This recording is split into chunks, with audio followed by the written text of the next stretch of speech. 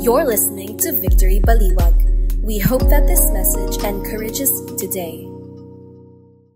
Before anything else, I would like to invite everyone to please stand as we give reverence to the Word of God. Our text will be found in Hebrews chapter 8. Sa inyong mga Bible dyan sa upuan, I believe it's on 583. Sige po, bibigyan ko kayo ng time to go there. Medyo nasa dulo na po yan. Now we're going to worship God through reading His Word. Hebrews 8, starting on verse 1. Now the point in what we are saying is this. We have such a high priest, one who is seated at the right hand of the throne of the majesty in heaven, a minister in the holy places, in the true tent that the Lord set up, not man. For every high priest is appointed to offer gifts and sacrifices. Thus, it is necessary for this priest also to have something to offer. Now, if he were on earth, he would not be a priest at all, since there are priests who offer gifts according to the law. They serve a copy and a shadow of the heavenly things. For when Moses was about to erect the tent, he was instructed by God, saying, "See that you make everything according to the pattern that was shown you on the mountain. But as it is, Christ has obtained a ministry that is much more excellent than the old, as the covenant he mediates is better, since it is enacted on better promises. For if that first covenant had been faultless, there would have been no occasion to look for a second." Verse 8, "For he finds fault with them when he says, 'Behold, the days are coming, declares the Lord, when I will establish a new covenant with the house of Israel and with the house of Judah, not like the covenant that I made with their fathers on the day I took them by the hand to bring them out of the land of Egypt. For they did not continue in my covenant, so I showed no concern for them, declares the Lord. For this is the covenant that I will make with the house of Israel after those days, declares the Lord. I will put my laws into their hands and write them on their hearts, and I will be their God, and they shall be my people. They shall not teach each one of his neighbor and each one of his brothers, saying, Know the Lord, for they shall all know me, from the least of them to the greatest. For I will be merciful toward their iniquities, and I will remember their sins no more." In speaking of a new covenant, he makes the first one obsolete, and what is becoming obsolete and growing old is ready to vanish away. Blessed be the reading of the word. Lord, we pray that you'll speak to us. Lord, even as the writer would say, today as we hear your word, we will not harden our hearts. Holy Spirit, may you make this place a sacred place, attention focused only on you, Father, that we may be sensitive to receive from you, God, in Jesus' name. Amen and amen. Pwede na po kayo mo po. And as you take your seat, pwede nyo bang batiin ng magandang hapon. Inyong mga katabi, magandang hapon po sa inyong lahat. If you are a first-timer here, we're glad to have you sa ating 4 p.m. Walter March service. No? And again, I'm EJ. And I used to be there sa mga bata. No, sa akin nyo po iniiwan yung mga anak ninyo. So hindi nyo alam kung ano yung mga tinuturo ko sa kanila. No? Hindi nyo kasi tinatanong din. Tanongin nyo po mamaya kung ano po yung mga tinuturo namin sa kanila. And I am very privileged and excited to share the word with you. But I want to honor the leadership of Pastor Lloyd. No? Sino po dito nagpapasalamat sa leadership ni Pastor Lloyd? Come on now, 15 years. No? In Victory Baliwag, and we're still here and thriving. Come on now, di ba? And I want to appreciate him, no? Kasi siya po talaga yung nagtuturo sa amin kung paanong mahalin ang salita ng Panginoon, and not just to love the Word, but also to live the Word of God every week. Linggo-linggo po yan, and I really do appreciate his leadership and even him believing in us, no, the next generation. And thank you, Pastor Lloyd, for that. And we're still on our series, Jesus is Greater. Nasa pang-8 linggo na po tayo. Wow! Nakaka-2 buwan na po kayo. Congratulations po sa inyong lahat. Sino po dito, nasubaybayan po ninyo yan? Ayan. So, wag po kayo mag-alala. May 4 na linggo pa po. Ayan. So, 1 month pa. Pero, shorten po natin yan. No? 3 linggo na lang po. Bakit? Kasi on September 14, we will be having our district anniversary. Sino bang excited dyan?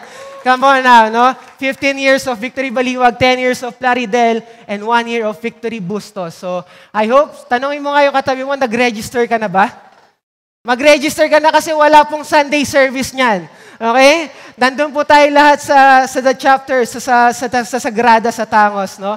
We'll be having Pastor Eric, of course, Bishop Manny, of course, our very own Pastor Like. We're very excited for that. So again, please do register. Kung hindi ka pa naka-register, limited lang po ang slots natin dyan. And kapag nakumpleto nyo po yung Jesus Greater series, may premyo po dyan po makiklaim. No? So kung gusto niyo po maklaim yung premyo, attend po kayo dyan. So, ayan. And again, going back, we're studying the book of Hebrews. No? We're doing a book study in the book of Hebrews. And we're taking a close look at it. No? And kung mapapansin niyo po, interestingly, the word better was used throughout the whole book 12 times. No? 13 chapters po yung libro, 12 times pong ginamit yung better. Hence, the title of our series, Jesus is Greater.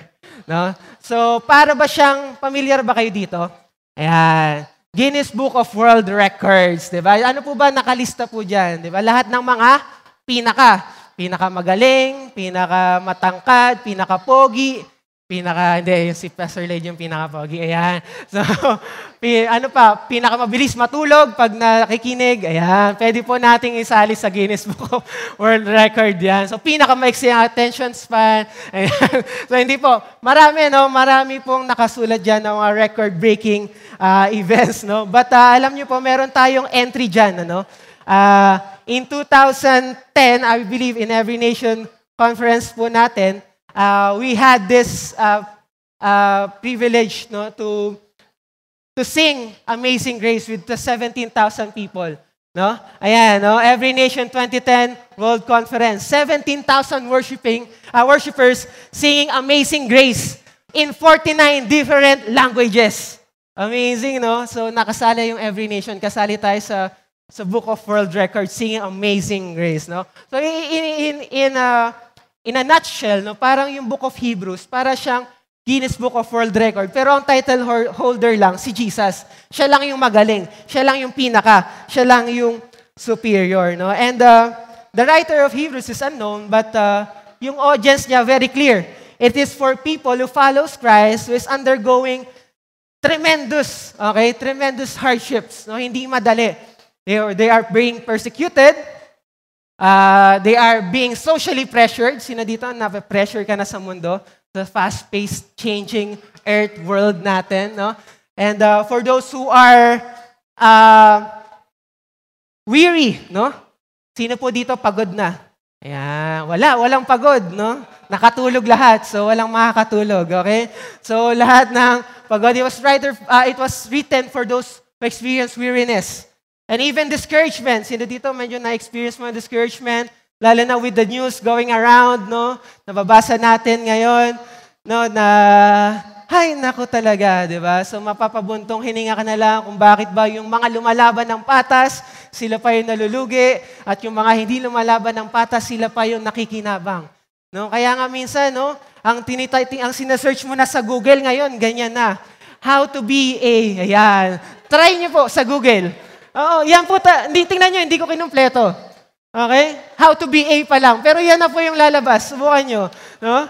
Ayan, how to be A. Ayan. So, dati gusto mo pang lumaban ng patas, gusto mo pang mag-affiliate, no? Pero ngayon gusto mo na yung shortcut.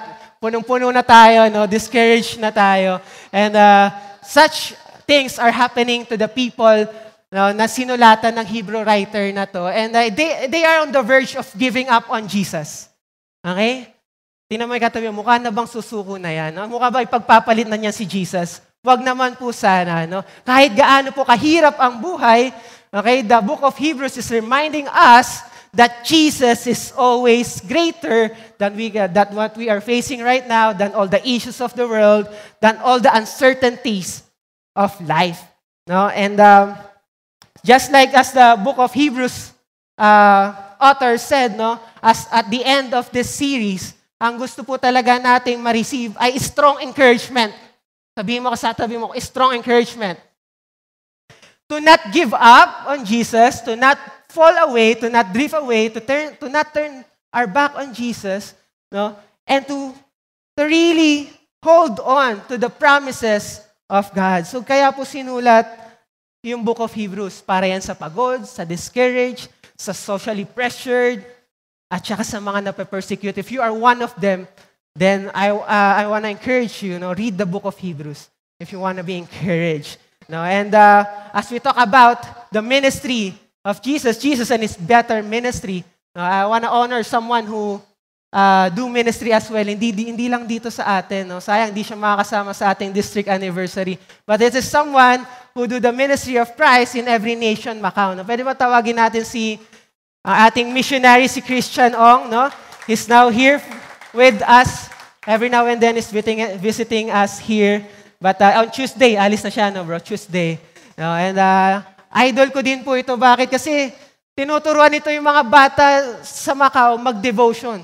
Oo, galing nito. Kids Church yan, lahat miniministeran yan. So, sino dito, kaya mo bang gawin yung ginagawa ni Christian? Wala, hindi natin kaya gawin, Pero, pag hindi natin kaya, anong kaya nating bigay? Pabaunan na lang po natin ng prayers. Okay, so pwede bang search forth natin yung hands natin towards Christian? Lord, we thank you for the calling and the ministry that you have given to Christian. Lord, kami, di namin kaya yon, pero siya, through your grace and the power of the Holy Spirit, you are enabling him to do all of those things. And Lord, as we send him back to Macau, we pray that he's been refreshed in his stay here, Lord, that you have ignited a new fire in his heart to continue the ministry that you have called him to do in every nation, Macau. And as the Acts chapter 2, verse 8 says, ask of me, of the nation, I will make it your inheritance. Na yung every nation, Macau, inheritance din po naming mga taga-Baliwag yun, Lord. Dahil we know that Christian is working in there, Lord. May you bless him and keep him and provide for him, Lord, in Jesus' name. Amen. Palakpakan naman po natin si Christian. Ayan. So, as we are encouraged by the things that the Christian is doing in every nation, Macau, we want to be encouraged as well with Jesus and His better ministry, And ano ba talaga itong ministry ni Jesus? Parang, I want to pose to you this question. If Jesus said that it is already finished on the cross, ano na kayang ginagawa ni Jesus ngayon? Okay? If He has finished His work on the cross, ano na kayang ginagawa ni Jesus ngayon? And I want to start with this simple illustration. Ayan. Sino po dito may mga kapatid? Ayan. Mga bata pa rin yung example ko, Ayan. Sino po dito may mga kapatid? Nung mga bata kayo, nagkaroon kayo ng away kapatid. Ayan. Mga away magkapatid. Yung mga petty things lang, Yung talagang nag-aakmahan pa kayo, Yung parang nanggigilid na yung luha mo, nanginginig na yung tapos dadating bigla yung nanay ninyo. Nandiyan yung nanay ko, Yan. Pero nag-away ba kami ng mga kuya ko? Hindi naman nila ako inaway. Mababait po yung mga kapatid ko. Pero, di ba, pagka nag-aaway po yung magkapatid, ano pong sinasabi ng nanay? Ha? Sige. Huwag kayong titigil. Di ba? Sige. Eto ano? Di ba? Eto pamalo. Di ba? Ganun Pero minsan din, sasabihin ng nanay, tama na. Hug na. Say sorry, kiss na, di ba? And magbabati na, tama ba? And when you are younger, hindi talaga natin kaya makipagbati kung walang magmi-mediate sa atin. Tama ba? Hindi talaga natin kaya makipagbati kung walang taong papagitna sa atin. And I wanna say, as simple as that, yung mga nanay natin, medyo lang yan, okay naman silang mediator, Pero pagka yung mas malalim na dahilan, pagka sinabi na ikaw na ang nasasakdal, ikaw na ang may kasalanan, baka limitado na lang ang pagtatanggol sa atin ng ating mga magulang. And I want to say that Jesus is our greater mediator. So, Jesus is our greater mediator. But yan po yung ginagawa niya ngayon. He's mediating for us. That is His ministry. He's representing God before us and He's representing us to God. He's our mediator. And there are things na kahit yung pinakamalapit sa buhay mo, pinakamahal mo sa buhay, asawa ko, there are things na hindi niya ako kayang ipagtanggol. Tama ba? Lalo na kay God. Ano ba namang laban niya kay God, di ba? Pinagtatanggol mo yan, di ba? So, kailangan natin someone that is greater. Bakit po natin kailangan ng mediator? For us to be able to enjoy God and His promises. And so, for us to better understand what Christ is doing, let us define what is ministry. Para makita rin po natin yung sarili natin dito. Ministry means, in Greek word, ayan, liturgia. Okay, liturgia. So, dyan din po nanggaling yung salitang liturgy. Okay, alam nyo na po yung joke dyan. Liturgy, sumunod sa liturgy ay liter each. Diba? So, ayan, binitaw ko pa rin kahit sabi ng asawa ko, wag na. No? So, yung liturgy practically means religious service. No? So, these are the order on how you should worship God. Take note, order, no? Para siyang listahan, no? Kung paano mo siya, kung paano natin i-worship si God. So that is the old covenant, remember? So ganito daw natin siya i-worship. Kailangan natin i-set yung place. Kailangan natin ganyan. So in the New and Old Testament, it also means priestly service. So those who do the work of representing God to the people. No, yung mga Levites, mga high priest, no? And para lang mas klaro sa atin, ito kasing pinag-uusapan natin, para siyang burger. Sabihin nyo nga burger. Ayan, alam ni Tita yung burger, millennial. No, ano po yung burger? Ayan yung post, no? Yung burger po, no, yung mula yung pinag-usapan nating high priest until next week, para po silang burger. Better silang naiintindihan pag sama-sama nating kinakagat. Okay, so makikita po ninyo, parang nag-overlap, parang napag-aralan na natin yan, parang nasabi na yan dati. Pero para mas maintindihan mo, better na sama-sama natin siyang kinakagat. Mas na-appreciate natin siya. No? And for this particular, parang ninanamdam natin ngayon yung, siguro yung lettuce. No? Yung lettuce, yung parang malutong yung lettuce. No? So parang gano'n, no? Ninanamdam natin yung bawat part ng burger, but it's better that we study it together, no, nung previous weeks, no? Mas naiintindihan natin siya. So again, priestly service. So ginagawa ng mga priests, nire-represent si God, nag-o-offer kay God. And even if today, that is what Pastor Lady is doing, that is what our minister is doing, that is what I'm doing, pastoral services, that's what we are doing. Priestly service to God. But alam niyo po ba, in all its essence, no? Sa pinaka-raw word po niya, ang ibig sabihin niya, public service. Ayan. Public ways. Ayan. Hindi ba yun? Public works and high. High nako, diba? So, public works and high nako. So, public ways, bakit po? Kasi, ibig sabihin po niyan, it is the thing that you do for public good at your own expense. Ibig sabihin, wala pong pumilit sa inyo. Okay? Nasaan po yung mga ushers natin dito? Mapapansin niyo po yung ushers natin, hindi po natin yung mga pinilit. Kasi pagka nakapansin niyo po, pag pinilit po natin yan, pilit din po yung ngiti niyan.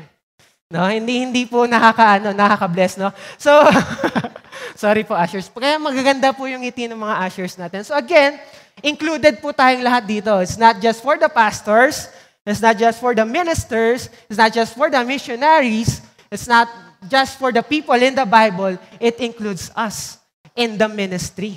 No? Ano ba yung kaya mong gawin para sa iba na hindi mo kayang singilin? Naku, wala. Mahirap ang buhay. Hindi.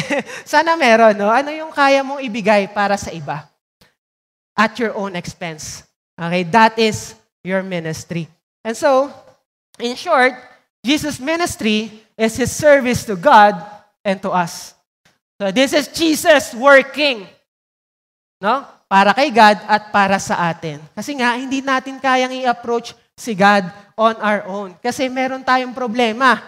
Okay? Meron tayong problema. And kaya ma-appreciate natin si Jesus and His better ministry because we have a need for it. Sabi mo nga, need. Okay? We have a need for it. And bakit po meron tayong pangailangan sa work, sa service ni Jesus? Because of two things, no? Dalawang bagay. That the people throughout different generations try to make a solution. And that is sin and death. Yan po yung dalawang bagay na kahit anong talino ng tao, hindi po kayang solusyonan. No? Ang laki na po ng development natin, di ba? Lalo na yung mga flood control. Lalo na, di ba, yung mga development in technologies, di ba? Nadudulas o basa kasi eh. Yung mga technologies, no? On how things are so fast today, with all the developments, even in health and all. etong dalawang bagay na to, hindi natin kayang solusyonan. And that's the two greatest enemy and problem of humanity. Bakit? Because it hinder us from enjoying the covenant and the promises of God. Meron pangako si Lord sa atin, kaya lang di natin ma-enjoy. Kasi ito yung problema. Doon pumapasok si Jesus and His ministry. No, minsan kasi akala natin sa sin, no? When we try to patch things, no, parang sabi natin, no, medyo dadamihan ko na lang yung paggawa ng mabuti this week para naman makabawi-bawi ako. Ayan. Sino dito nagsimba ka kasi feeling mo masama ka na. Diba? So may ganong linya, diba? Parang makapagsimba ka mo, feeling sama-sama ako na. Diba? So, akala natin, yung mga kasalanan, kayang solusyonan ng mabubuting gawa. Wherein, in the Bible, it clearly says, every sin has a consequence. And that consequence is death. Not just merely physical death, but a spiritual death. Eternal separation from God. So what does it do? Nangyayari sa atin, we feel uncertain of life. Tama po ba? Sino po ba dito hindi takot mamatay? Ayan. Jesus, di daw sila takot. Ayan, no? Ayan. So, sino po dito takot mamatay? Lahat po tayo, no? And that is the two inevitable things that even sobrang galing na ng humanity, no? With all the technologies, advances, even yung mga healthy meals natin, it could just prolong, okay, our lives. Pero we will all face this one day, no? We'll all face death one day. And when we are in the face of death, ano kaya yung naisip natin? No? Ano kaya yung nararamdaman natin? It brings uncertainty. It brings insecurity today because we do not know what the future holds. Pero buti na lang talaga, Jesus is there, no? And because of Jesus and all the works that He did for us, we are now able to access the promises of God, not anymore fearing from the hold of sin and from the power of death because Jesus finished it all at the foot of the cross. Kaya po na-appreciate natin yung ginawa ni Jesus. Kasi because of Him, hindi na po natin kailangan katakutan yung sin and death. But if sin does not hold a power against you, then you should not fear death anymore because you are heaven-bound. Tama po ba? So, again, that's why, thank you, Jesus, for your better ministry. And so, saan po kaya kinukumpara? Ayan, lumalaki pa siya, no, nakakatakot. Okay? So, okay, so bakit ba ang ministry ni Jesus ay better? Now, if you would read again, no, alam nyo naman na to, but if you would read again, it was being compared to the old covenant, no, to the old law. It is better than the old covenant, no? In the Hebrew context, sa Judaism.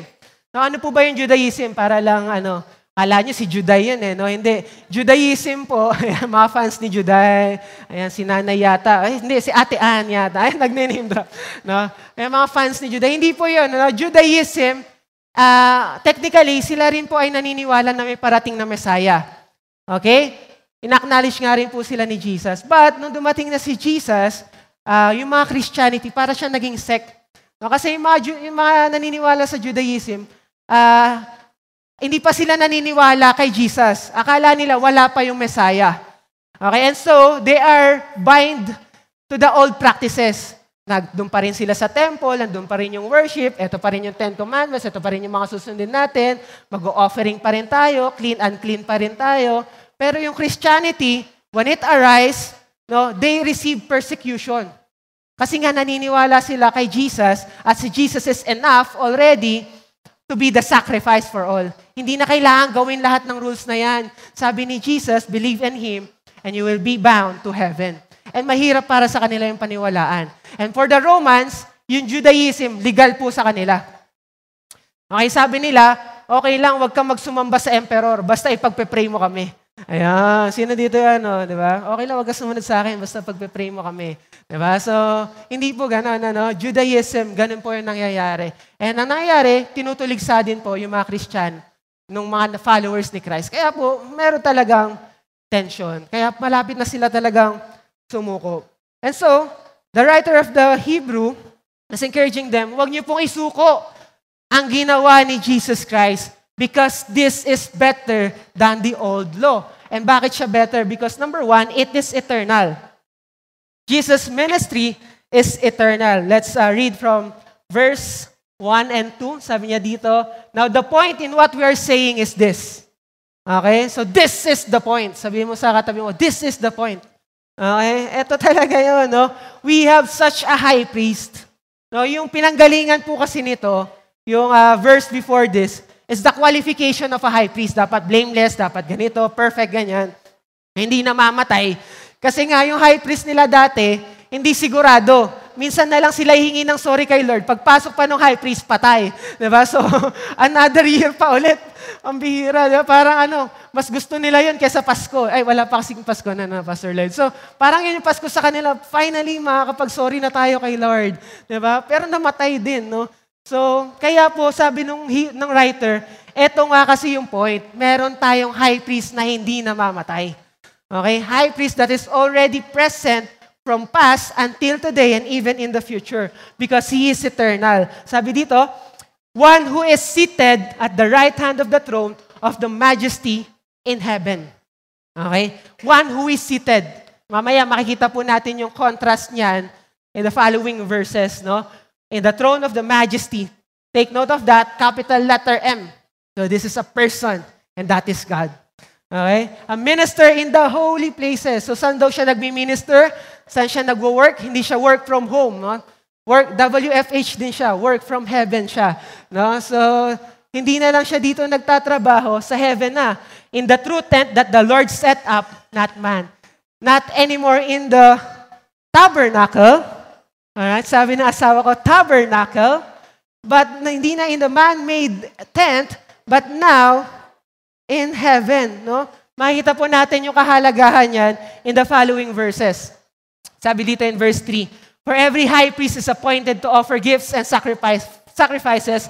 Thus, it is necessary for this priest also to have something to offer. So yung mga priest dati, hindi po yan naupo. Kasi lagi yung may ginagawa. Laging nag-o-offer. Okay? Lagi siyang ready pumasok dun sa holy place, no? Para mag-offer. Pero si Jesus, on the other hand, nakaupo na po. Kasi tapos na. It is already finished. Okay? Hindi na po kailangan mag-offer ulit para sa mga kasalanan ng sanlibutan kasi okay na yung ginawa ni Jesus Christ. And what does it mean? Ibig sabihin, hindi mo na kailangan pagtrabahuhan yung salvation mo. Hindi mo na kailangan isipin na kailangan para ma-save ka, gumawa ka ng mabuti. No? It is just a result now of what Jesus has done for us on the cross. And yung ministering on the holy places, ito naman po yung contrast niya. Now, if He were on earth, He would not be a priest at all, since there are priests who offer gifts according to the law. Yun po yung ginagawa ng mga priests dati. Puro according to the law. But Jesus Christ fulfilled the law Himself and is now serving us from heaven. Amazing, di ba? Things that we cannot do on our own. Jesus Christ did it for us so that we could approach God and His throne of grace with confidence. Di ba kayo grateful for Jesus for that?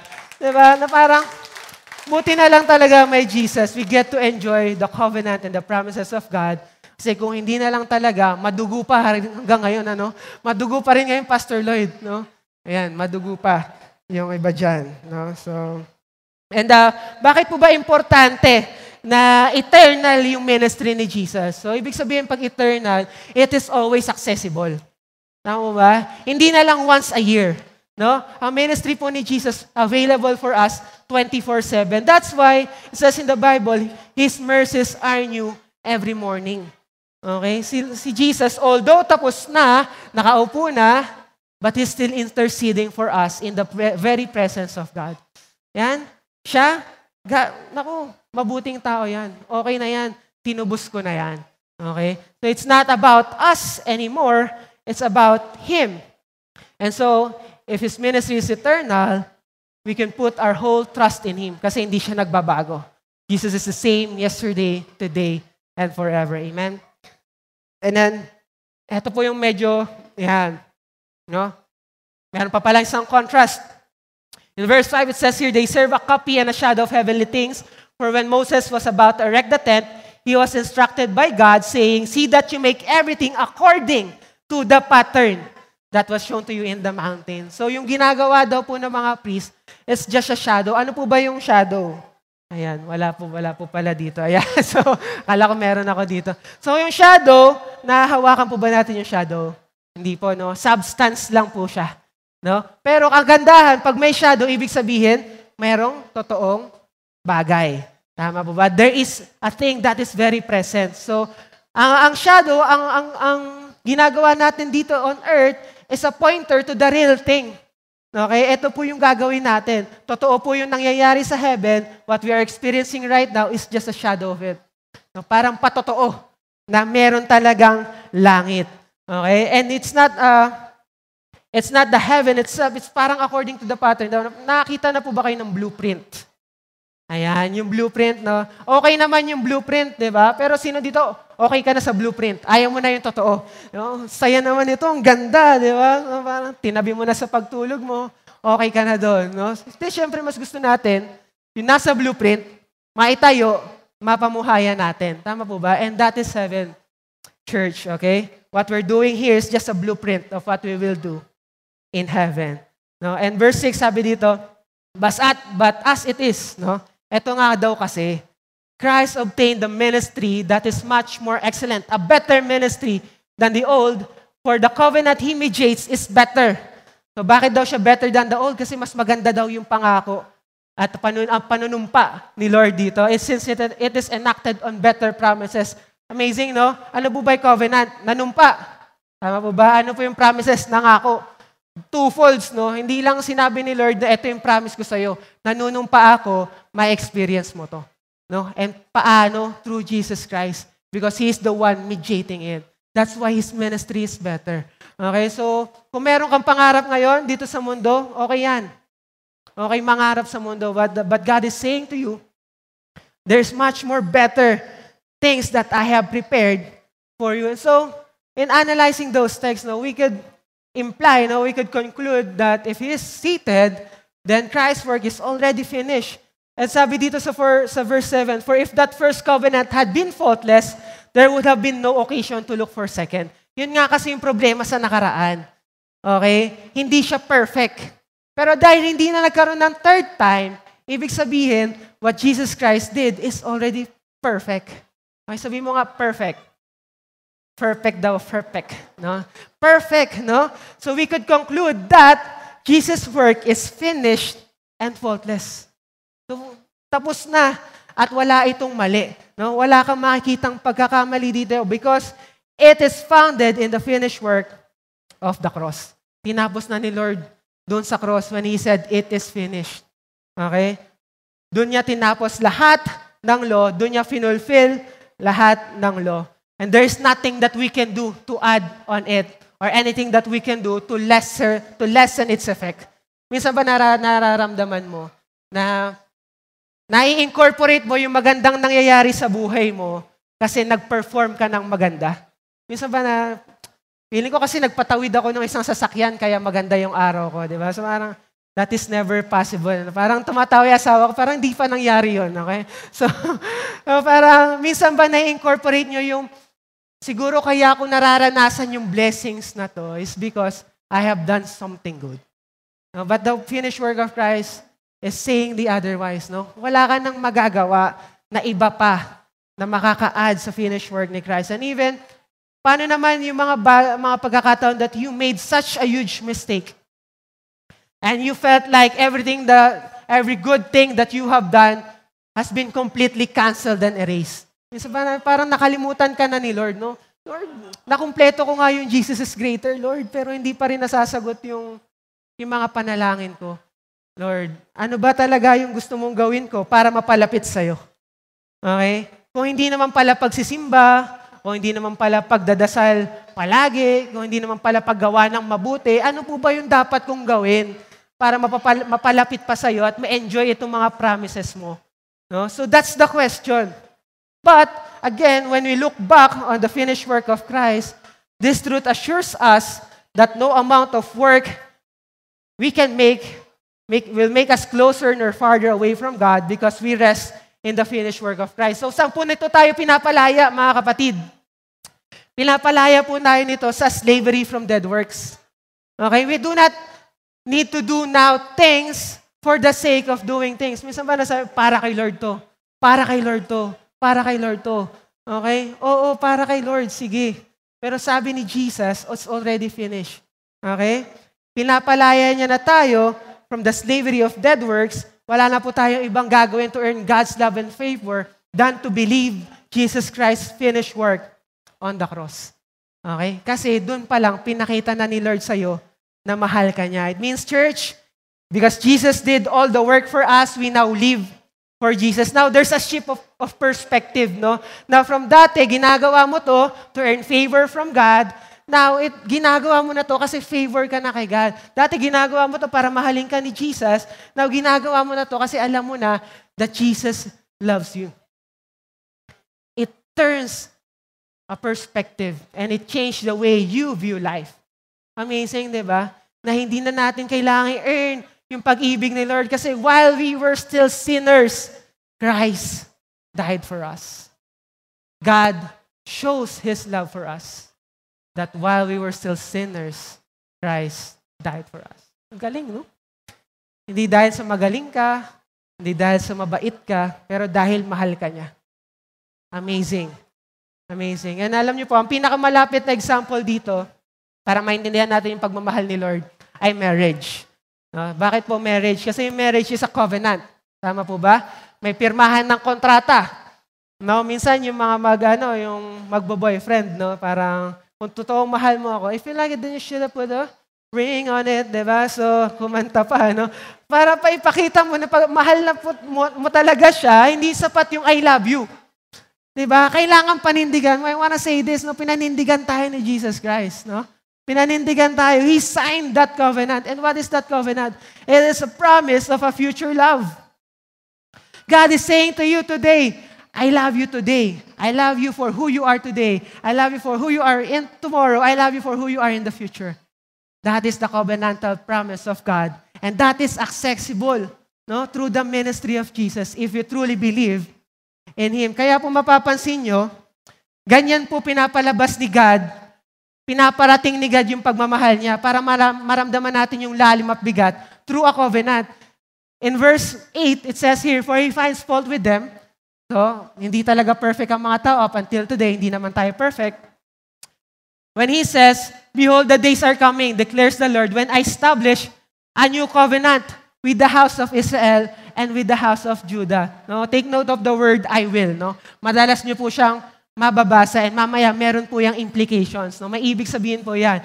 And sinasabi niya dito, gagawa daw po siya ng bagong covenant para sa mga taga-Israel and Judah. No? Para po ma-appreciate niyo yung sinasabi ni God dyan. Kasi dati, one nation lang, Israel lang.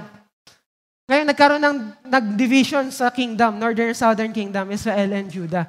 And they both broke the covenant that God made with them. Hindi talaga nila nasunod yung utos, yung mga bilin sa kanila ni Lord. So, dito, minsan, nakaka-disobey ka pa rin naman. Lahat naman tayo, no? We are not perfect.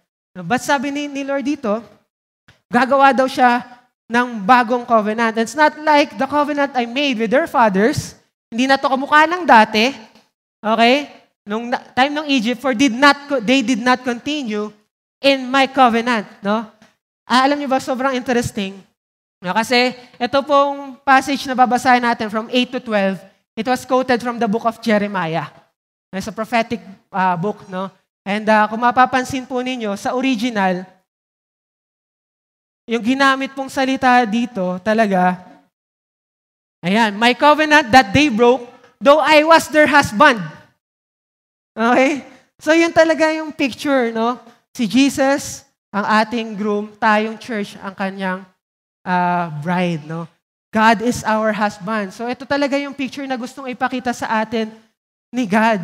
Na in this covenant, He is our husband, He's the one protecting us, is the one providing for us, is the one taking care of all our needs. Pero sinasabi niya dito, okay, na kahit na nag-fail tayo, kahit na nag-fail yung mga old people talaga, people from the old covenant, no? Okay lang daw. Kasi parang in essence, no? God is saying to us, magre-renewal of vow tayo. Ayan, renewal of vow. Sino dito nakapag-renew na ng vow? Mag-renew daw po kayo. Ayan, nanay tatay ko, 50 golden years na po yan. Kala nyo ba? Amazing yan. So, in essence, parang sinasabi ni God, oo, sige, nagtaksil ka na, pinagpalit mo na ako sa iba. Okay? You have prioritized your dreams, you have prioritized your plans, you have prioritized pursuing all of these things. Pero sige, mag-renewal of vows pa rin tayo. Amazing. Diba? In all of our shortness, no? Si God pa rin yung nagre-reach out sa atin. No? He will make a new covenant. Sabi ni God, I will make a new covenant. It's not about us anymore. Okay? It's about God doing the work for us. Kasi nga, naintindihan niya na hindi talaga sapat yung law. Hindi talaga nakaka-transform yung law. Okay? Hindi sapat yung mga rules. Ang kailangan, true and lasting transformation. And that is only available in the relationship that He offered through Jesus Christ. Sino dito na nakapag-New Year resolution ka na? Magbabago ka na, di ba? Papapayat na ako, tutulog na ako ng maaga, maging mas mabuting tao na ako. Okay? All of those empty promises, sabi ni Lord, alam ko namang magfe-fail ka. Pag sinabi mo, sige Lord, mag-worship na ako, pagtitiwalaan na kita, ikaw na bahala sa buhay. Alam naman ni Lord, magpa-fall short tayo. That's why He sent His Son to mediate for us. No? And that is amazing, no? Because this covenant is available for everyone. That's what makes it better. Because His ministry is for everyone. Para po ito sa lahat. No, in Hebrews 10, for this is the covenant I will make with the house of Israel. I will put my laws into their hearts, and to their minds, I will write them on their hearts. I will be their God, and they shall be my people. So, hindi na lang po sa tablet nakasulat. No? Hindi na, ano po ba yung tablet? Ayan, iPad. Tablet ni Moses, no? Kasi si Moses lang yung may kopya nun. No? Pero ngayon, God is saying, hindi mo na makakalimutan kasi susulat ko na to sa puso mo. Ganun na, kalapit si Lord. Dati hindi ma-approach si Lord. Dati hindi natin malapitan without sacrifices. Ngayon, siya na mismo yung nagsasabi, ako na, bahala sa'yo. Alam kong magfe-fail ka. But that's why I'm writing this on your heart and on your mind. And I will be once more your God. After all the things na ginawa nila, okay? God is saying, sige, ulitin natin. Ako ulit. Pero this time, much better because it's not about your works, what you can do anymore. Okay? It's not about your diligence obeying the law. It's about the finished work of Christ. It is better because it does not rely anymore on our own doing. Kasi left on our own, diba, sinaniniwala, wala, we will always fall short of the glory of God. We will never attain God because the requirement of God is perfection. At walang perfect dito. May perfect ba dito? Ayan. Pwede na kayong tandem ni Jesus pagka perfect. So, walang perfect, di ba? And sabi dito, they shall not teach each one his neighbor and each one his brother, saying, know the Lord, for they shall all know me from least to the greatest. That's what makes it better. Hindi na lang to available para sa people of God, sa Israel and Judah. It is now available for everyone. Okay? First time mo umattend dito, this is for you. Nakikinig ka lang dyan sa Gedli, this is for you. This is for everyone, mga kapatid. This promise of God through Jesus Christ is for everyone. He wants us to have a close relationship with Him for us to enjoy yung mga promises niya na meron siya sa atin. No?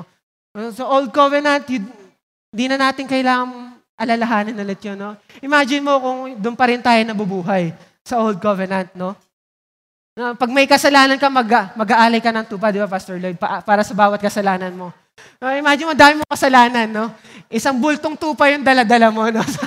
Parang makikita na lahat ng pagkakamali mo sa buhay. Grabe. Ano yan? Nagpapastol ka ba? Hindi, para sa mga kasalanan ko yan. Diba? The old law signifies how sinful you are.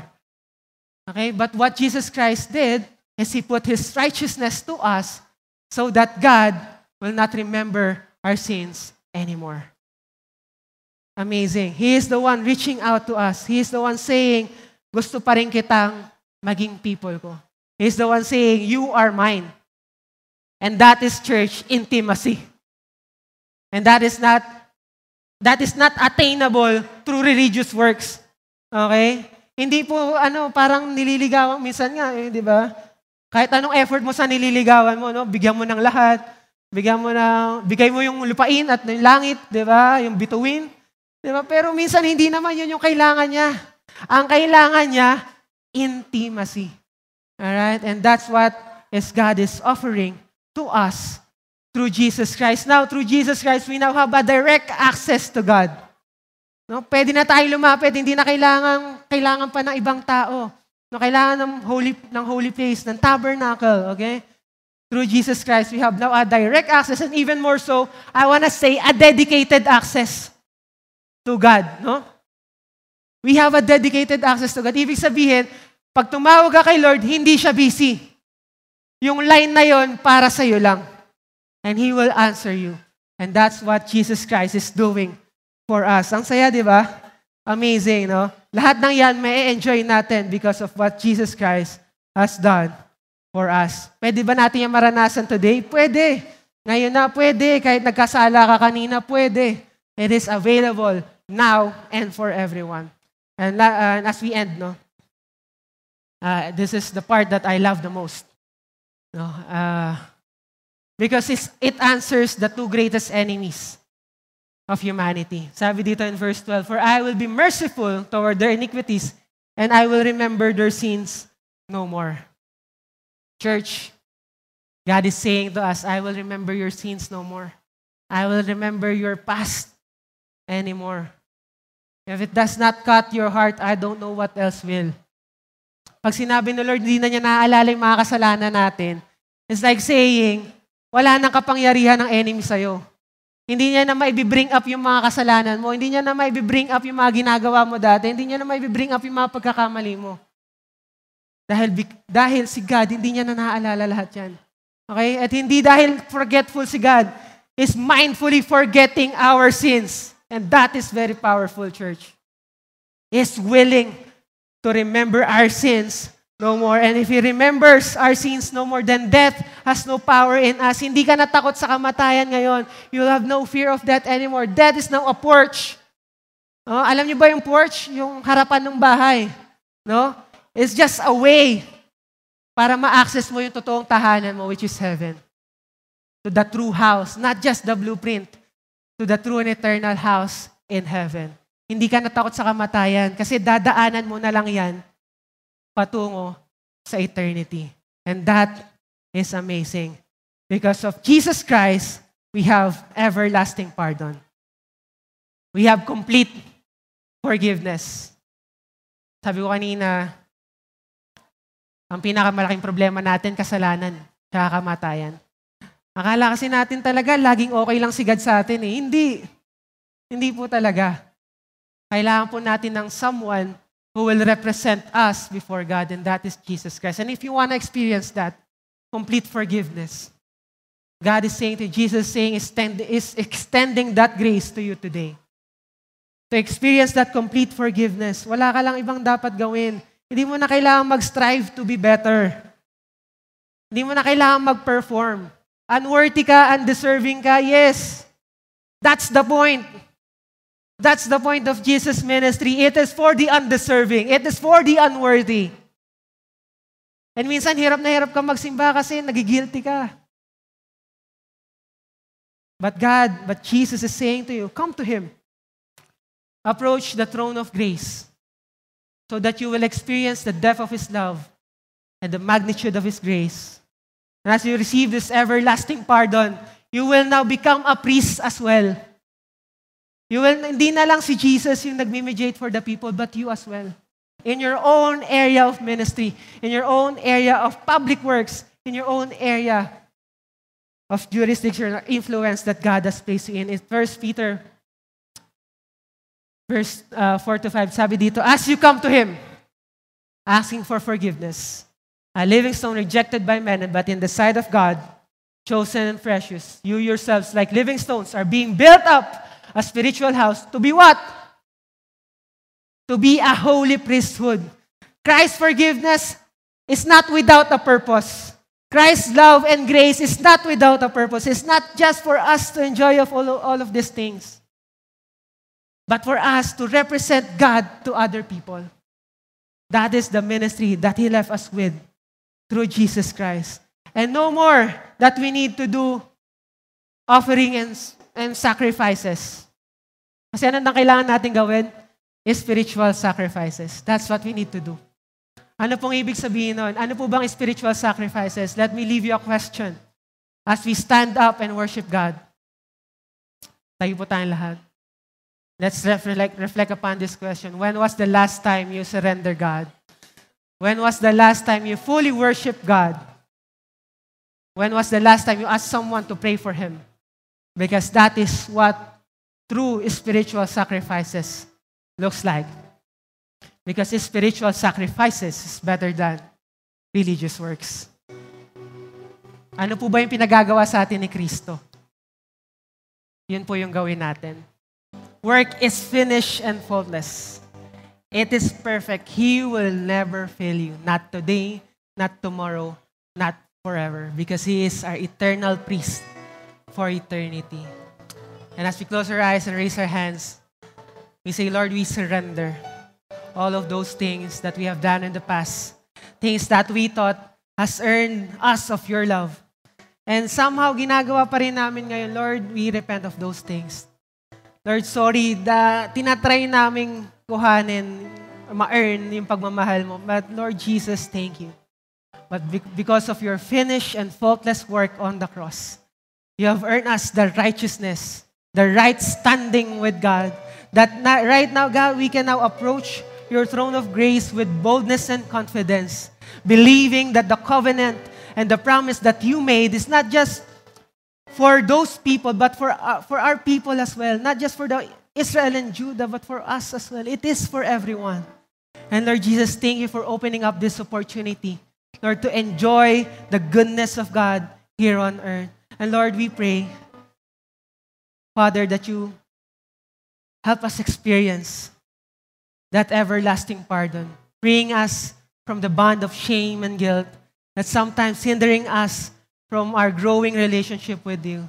That right now, Lord, we surrender our lives to you. We acknowledge you and your work in our lives.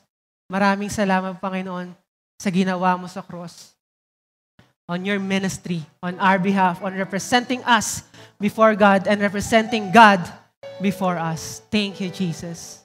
And I say, the Lord bless you and keep you. May He make His face shine upon you, be gracious to you, that you may experience the fullness of God, that He may give you peace that transcends all understanding, and a peace with God. No more you are far away from God, but because of Jesus and His work on the cross, you have now a dedicated access and a place in heaven before God. We thank you, Jesus. This is our prayer in your name. Amen and amen. That's end our service. If you want prayers, we're here to pray for you. Thank you for listening to Victory Baliwag Podcast. Follow us at Victory Baliwag on Facebook and YouTube for more details as we honor God and make disciples.